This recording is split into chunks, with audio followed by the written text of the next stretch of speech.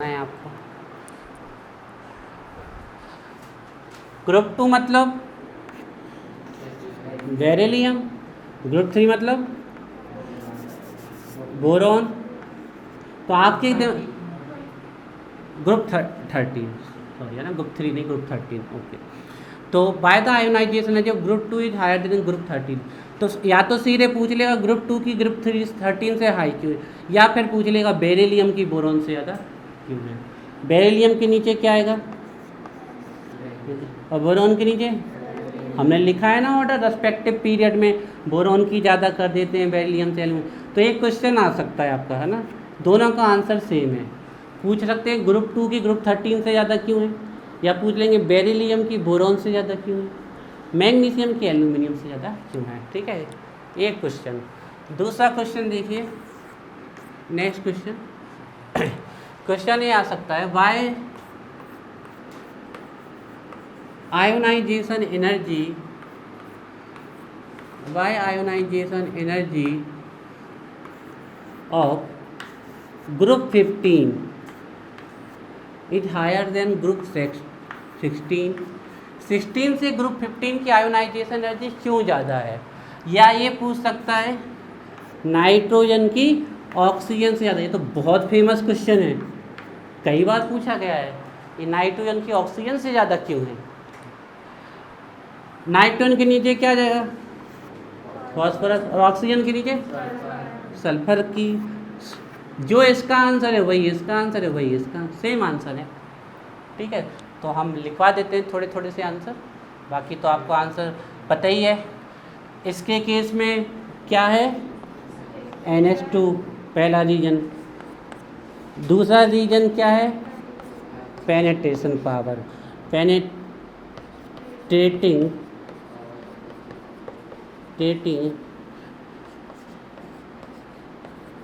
Power of S is more. इसका क्या होता है, इन वाले का क्या होता है, NH2NP1। और फिर अगर आप प्रॉपर लिखना चाहते हो तो फिर आपको पीरियड नंबर पता होना चाहिए। इसका पीरियड कौन है, सेकेंड, और इसका पीरियड क्या है, थर्ड। या तो फिर आप इलेक्ट्रॉनिक कॉन्फ़िगरेशन बना लें, तो आप इसके केस में लिखते तो 2s2 लिखते, और इसके केस में लिखते तो 2s2 2p1।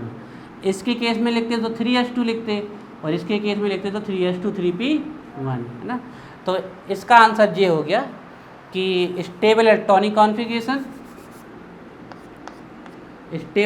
कॉन्फ़िगरेशन, और दूसरा है मोर पेनेट्रेटिंग पावर, या हाई भी लिख, more penetrating power of S then P। और आप चाहो तो पेनेट्रेटिंग का ऑर्डर भी ले सकते हो। ये सब आपके ऊपर है बच्चों, ये सब आपके ऊपर है कि आप तो S की पेनेट्रेटिंग सबसे ज़्यादा होती है, उससे फिर P की कम, D की, और सबसे कम F। और उसको सामने से शोकेप करके ही बता देते हो। पेनेट्रेटिंग मतलब क्लोजनेट टू न्यूक्लियस, न्यूक्लियस से इलेक्ट्रॉन कितना क्लोज है वो उसकी पेनेट्रेशन पावर है। बनेगा उसको थ्योरी में डालते हुए कि लिखवाएं, इसकी थ्योरी बन जाएगा। थ्योरी बिल्कुल सिंपल है, the ionization of elements of group second, the ionization energy of elements of group second is higher than group 13 as the elements of group second have very highly stable electronic configuration that is NH2 and more penetrating power of S that is closeness to nucleus। इसकी सबसे ज़्यादा है। बनेगा कि इसको sentence बना दें, बन जाएगा इसका।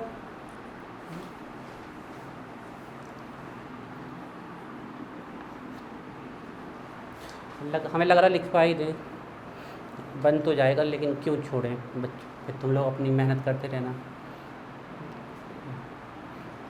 तो हम ग्रुप 2 को और ग्रुप 13 को आइडियल मान के आंसर लिख देते हैं, वही आंसर इसके लिए होगा, वही आंसर इसके लिए होगा। बाकी कॉमन सेंस आपके, आप चाहो तो इसको बेरिलियम के लिए 2s2 लिख सकते हो, इसके लिए 2s2 2p1 लिख सकते हो, या फिर आप बेरिलियम के लिए भी NH2 लिख सकते हो और बोरॉन के लिए NH2NP1। ठीक है, तो हमें फिर भी आंसर तो हो ही गया, लेकिन फिर भी इसको लैंग्वेज में ढाल देते हैं।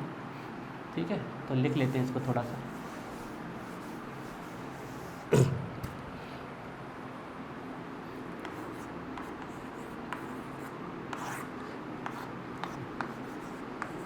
the ionization energy, the ionization energy, the ionization energy, the ionization energy, the ionization energy of group second elements, group second elements are higher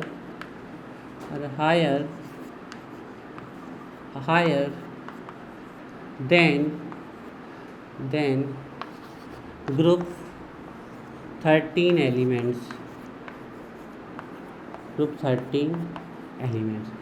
अब अगर बेरिलियम और मैग्नीशियम का कंपेयर कर रहे होते तो हम बोल देते the ionization energy of beryllium is higher than magnesium. ये तो अपनी अपनी को है ना। अभी हम ग्रुप का लिख रहा है तो हमने ग्रुप को अपना एग्जाम्पल मान के लिख दिया। हालांकि आप बेरिलियम मैग्नीशियम का पूछा है और ये आंसर लिखा है तो गलत नहीं माना जाएगा। वैसे ये है कि इनडायरेक्टली आप बोल रहे हो आंसर, वैसे मैं डायरेक्ट बोल दूँगी तो हमेशा आंसर इतना डायरेक्ट बोलना चाहिए कि सामने वाले को तुरंत पकड़ में आ जाए। वहाँ उसके साथ लॉजिक नहीं खेलना है आपको, है ना। पता वो लॉजिक ना समझ पाए तो फिर दिक्कत हो जाएगी ना। तो ज़्यादा उसको बहुत क्रिस्टल क्लियर आंसर दिखना चाहिए अपना, और हम जो भी बोल रहे हैं उसको साफ साफ दिखना चाहिए कि आप जो भी लिख रहे हो बहुत अच्छा लिख रहे हो। ये सब चीज़ें आपको होनी चाहिए।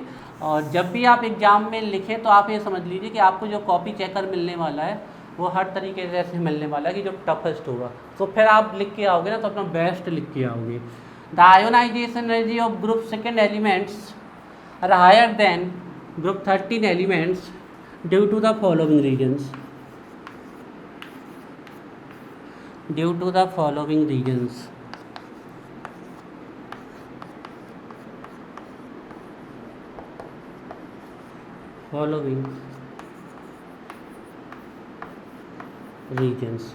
इसके रीजन्स इस प्रकार हैं। तो पहला reasons, group second elements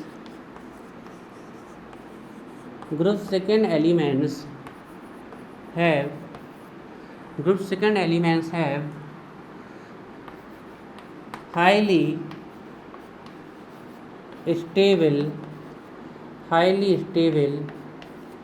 highly stable electronic configuration,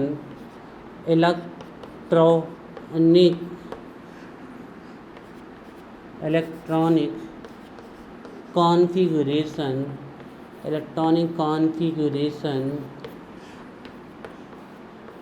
configuration bracket में लिख देना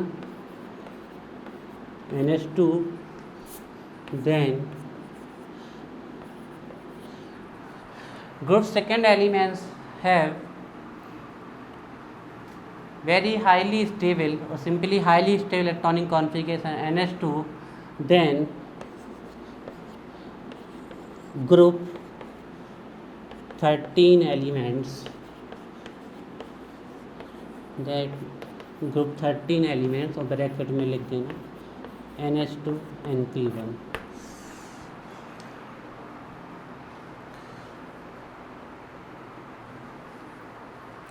सेकेंड चीज, S की पेनिट्रेटिंग पावर P से ज़्यादा है, ठीक है।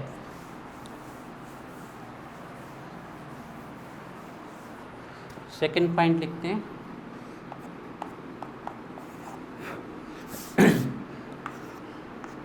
S orbitals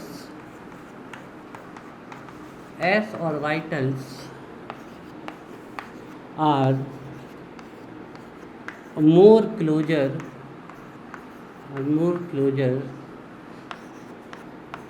to the nucleus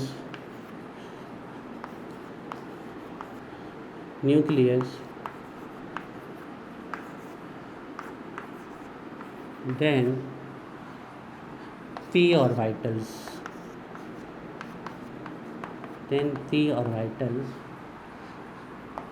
that is the penetrating power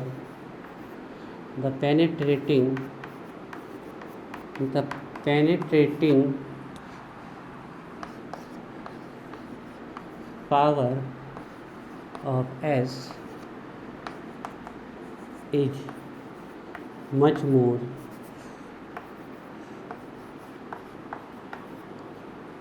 then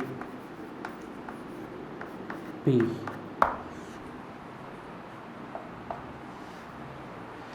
S orbitals are more closer to the nucleus than P orbital, that is the penetrating power of S is much more than P.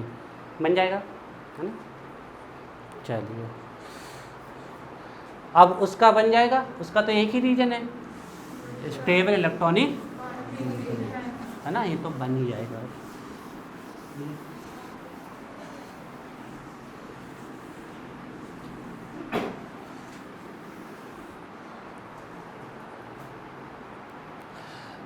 तो इसका electronic configuration क्या होता है, NS2Np3,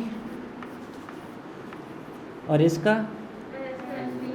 है ना, तो penetration तो लगेगा नहीं क्योंकि दोनों के इलेक्ट्रॉन P में है ना। ये सेकेंड पीरियड का है आपका नाइट्रोजन और एक आपका थर्ड पीरियड का है फॉस्फोरस, ठीक है। तो बस एक ही रीजन है,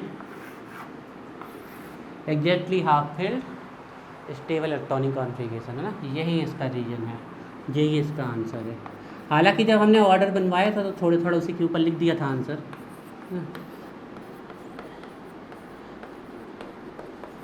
हम आप लोगों को इन चीज़ों में बार बार इसलिए ले रहे हैं कि आपको अच्छे से समझ में आ जाए है क्या, अंदर से बिल्कुल फीलिंग आ जाए। पानी अभी लाते हैं, थोड़ा सा 5 मिनट और रुक लो, फिर ला देते हैं। चलो हम कल से लेते ही आई करेंगे।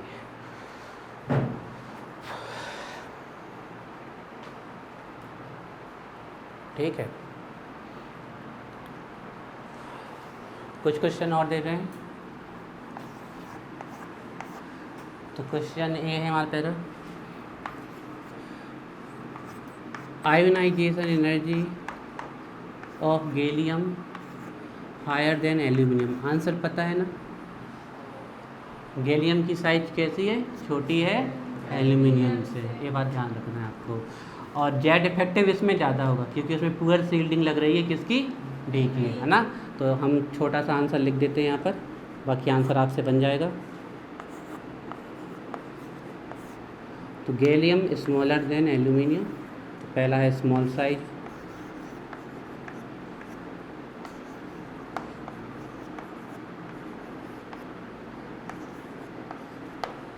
Gallium.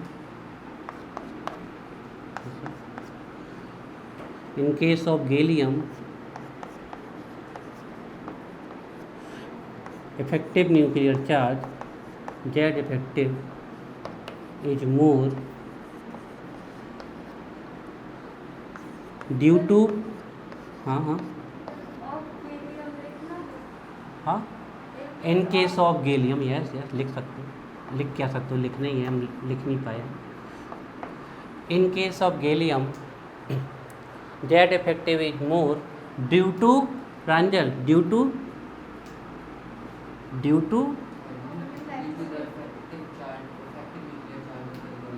in case of gallium, अरे पहले ये देखो हम sentence, in case of gallium effective nuclear charge is more due to poor shielding of d orbital. अच्छा सॉन्ग बिल्कुल तैयार है बेटा, तो ड्यू टू पुअर शील्डिंग, इसका मतलब है कि सॉन्ग को समझ में आ गया है concept. Due to poor shielding of d orbitals या डी सबसेल, जो आप लिखना चाहो।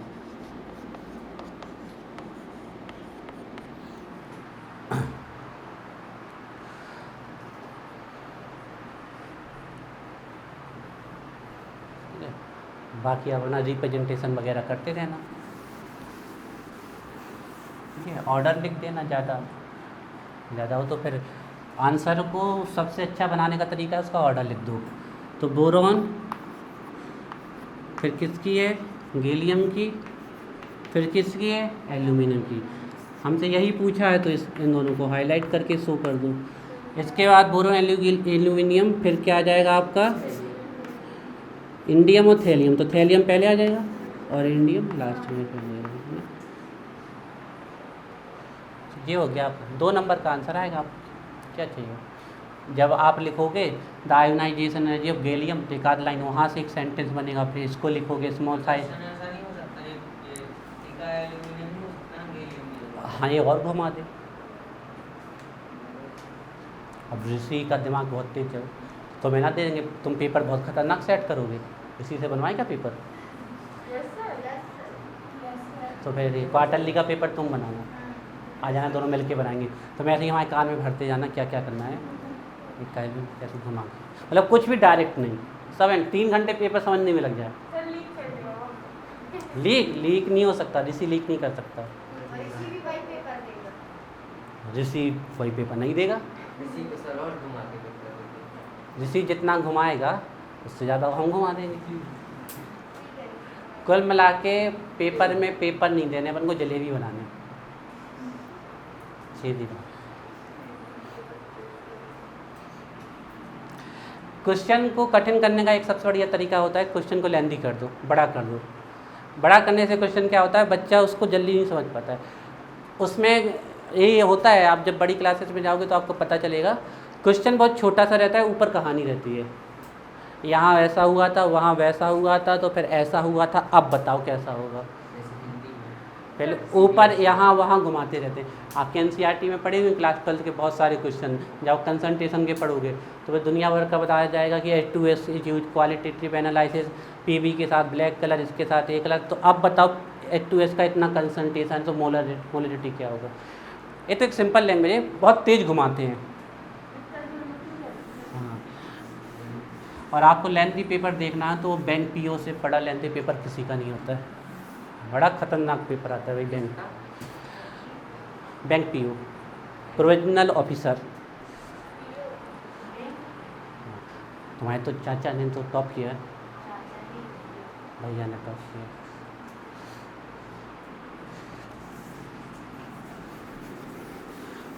ये वाला लिख लोगे ना, नाइट्रोजन वाला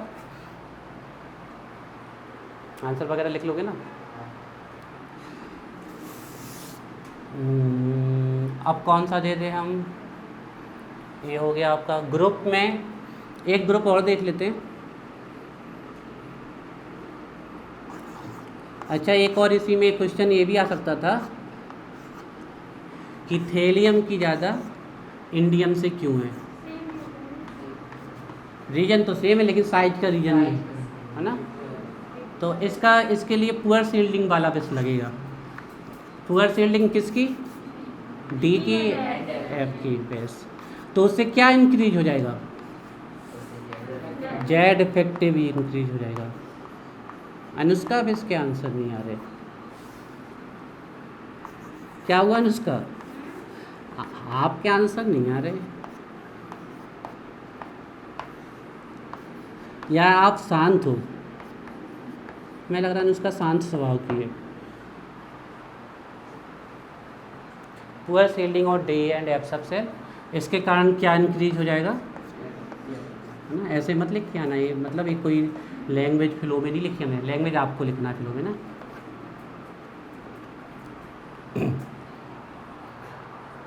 अब हम बात कर लें, लिख लोगे इसका आंसर कि लिखवा दें, लिख लोगे ना। ठीक ठीक ठीक ठीक, ये सबसे बढ़िया तरीका है। तो ये आप अपना HW पे लिख लें इसका आंसर। अब आ जाएं हम group 14।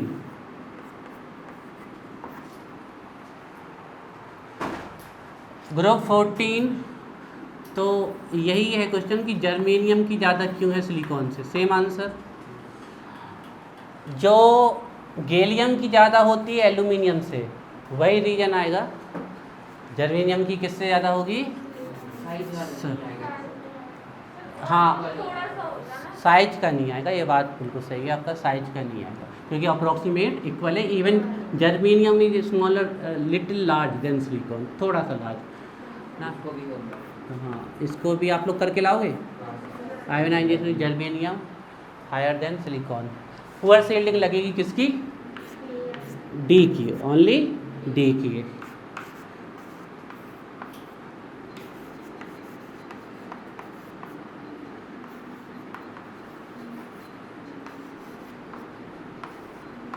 Poor shielding of d subshell. और इसके कारण क्या इंक्रीज हो जाएगा? इफेक्टिव न्यूक्लियर चार्ज इंक्रीज हो जाएगा।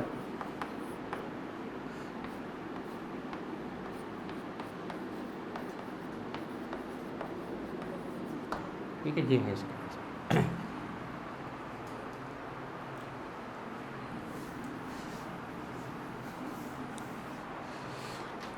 और फिर आप अगर ऑर्डर लिखना चाहें तो आप ऑर्डर लिख सकते हो।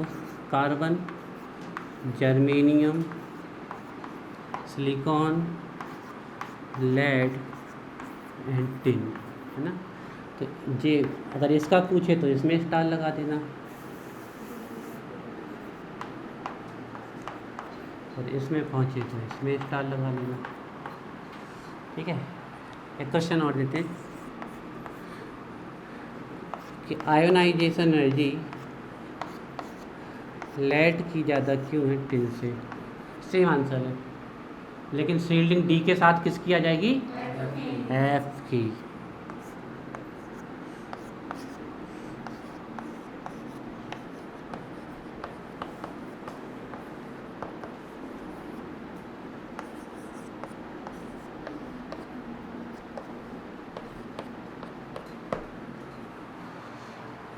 तुम लोग गांव में चले जाओ तो हमें लगता है गांव में तुम लोग बढ़िया पढ़ा सकते हो।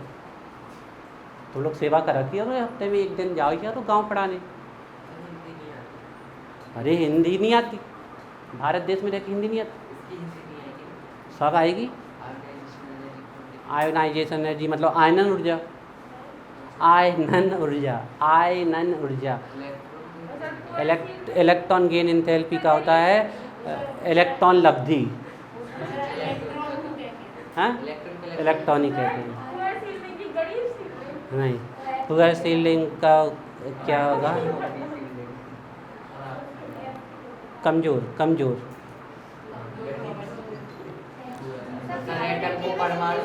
हाँ हाँ, वो तो इंग्लिश में रहती है, इंग्लिश में रहती है। हालांकि उसके भी बगल में उसकी इंग्लिश लिखी रहती है, आप वो भी बता सकते हो। तो तुम लोग पढ़ा दो बढ़िया, तुम लोग को अगर कोचिंग खोलनी हो तो खुलवा दें हम बनहरी में, बहुत चलेगी। 200 300 बच्चे आएंगे एक एक बैच में, गारंटी है हमारी।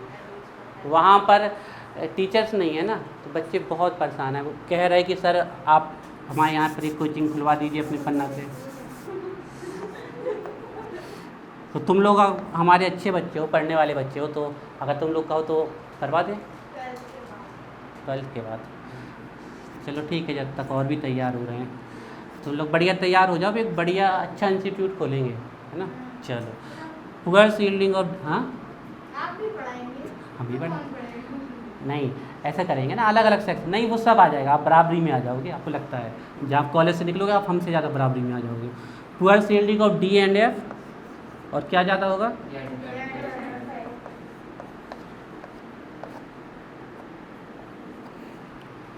ठीक है, चलिए अब कुछ लॉजिकल क्वेश्चन देते हैं, उनको करिए।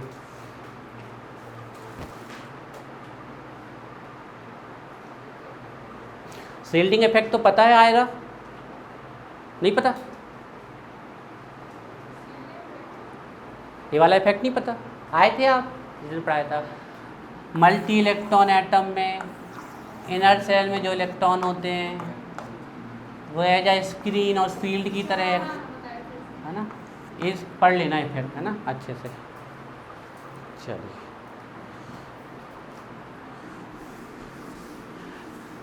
स्कूल लेवल के हिसाब से तो आ रहा, देखो बिल्कुल परेशानी होना, आपको जितना पढ़ा दिया ये तो सब और चला रहा था हम लोगों का कि अगर घुमा के आए तो क्या, है ना, थोड़ा और आपको टाइम लगेगा अभी। तो हमारा एक क्वेश्चन है, उस क्वेश्चन का आंसर आप लोग बताओ कि फर्स्ट आयोनाइजेशन एनर्जी नाइट्रोजन की ऑक्सीजन से ज़्यादा होती है। ये बहुत फेमस क्वेश्चन है भाई। लेकिन सेकेंड आयोनाइजेशन एनर्जी ऑक्सीजन की नाइट्रोजन से ज़्यादा हो जाती है। वाई?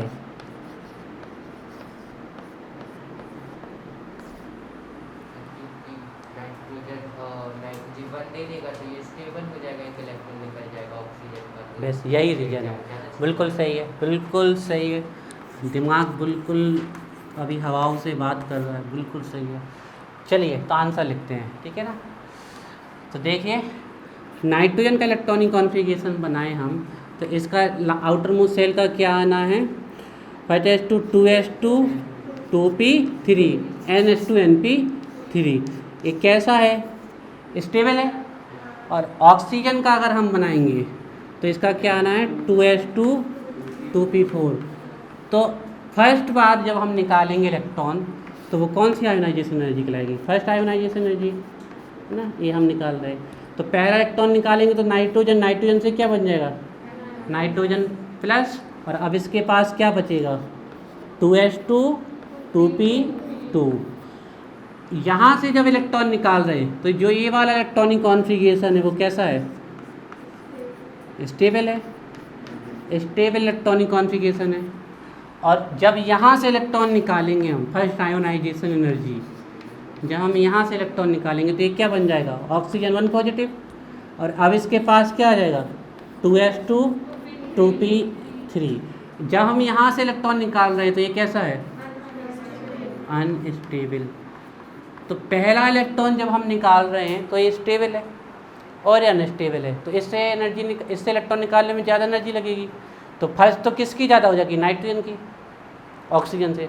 लेकिन सेकंड जब इलेक्ट्रॉन निकाल रहे हैं तो स्टेबल कौन हो गया, उल्टा हो गया। अब इससे इलेक्ट्रॉन निकालोगे आप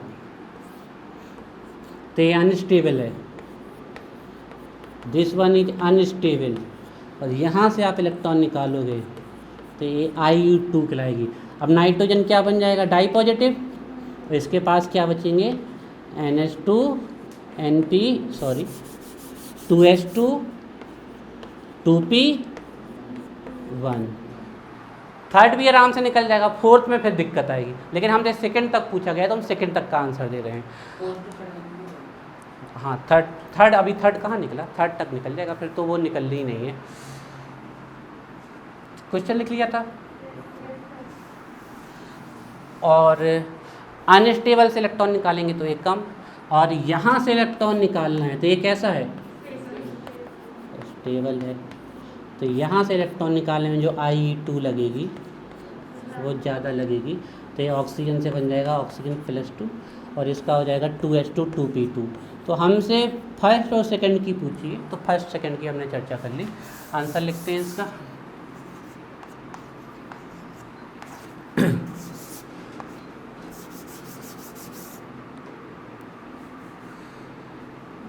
The first ionization energy, the first ionization energy, the first ionization energy of nitrogen is higher, nitrogen is higher than oxygen as in case of nitrogen, as in case of nitrogen, किस में, third में। तो हमसे first और second का पूछा है, third का नहीं पूछा है ना। अब यहाँ से निकालोगे तो फिर थर्ड होगा ना। The first ionization energy of nitrogen is higher than oxygen as in case of nitrogen, in case of nitrogen more energy is needed, more energy is needed to remove electron, to remove electron due to presence of, due to presence of stable NH2 2s2 2p3 electronic configuration.